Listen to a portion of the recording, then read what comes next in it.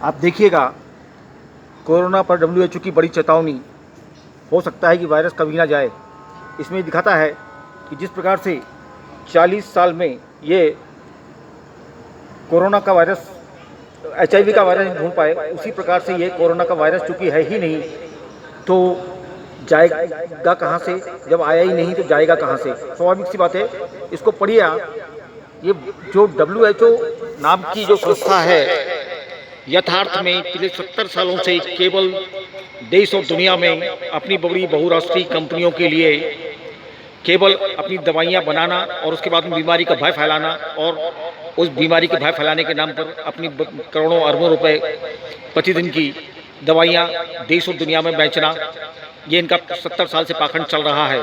यथार्थ में world health organisation is not the health organisation, it is the hazardous organisation which is creating such type of drama for selling their own medicines, which is developed by their own member companies. This is the hard fact with the WHO. Now today what they are saying, that clearly seen in this news, जब दुनिया में कोई चीज़ आती ही नहीं तो जाएगी कहाँ से? जिस प्रकार से HIV का वायरस 50 सालों में नहीं खोजा जा सका, उसी प्रकार से कोरोना का वायरस भी नहीं खोजा जा सकेगा, क्योंकि वो था ही नहीं। तो खोजा क्या जाएगा और उसके इलाज क्या किया जाएगा? वही बीमारी जो सर्दी खांसी जुकाम से उत्पन्न होती हैं, डेंगू, इन्फ्लुएंजा, निमोनिया, मलेरिया, इसी प्रकार की बीमारी थी ये, जिसके अंतर्गत देश को 60 दिन तक बंद करके केवल उनका उद्देश्य था पूंजीपतियों का पेट भरना। और उसकी आड़ में देखा आपने कि सब्जियों के व्यापार से लेकर खाद्य वस्तुओं के व्यापार तक को पूरा का पूरा बहुराष्ट्रीय कंपनियों को सौंपने के लिए षड्यंत्र जो रचा गया था। अब सब्जियां भी जो है कलेक्टर, ये कुंजड़े के रूप में जो कलेक्टर है सब्जियां बेचेगा, और वह 150 रुपये की 3.5 किलो सब्जियों में सड़ी सब्जियां आ रही हैं, जैसा कि मेरे को रिपोर्ट मिल रही है बाजार से।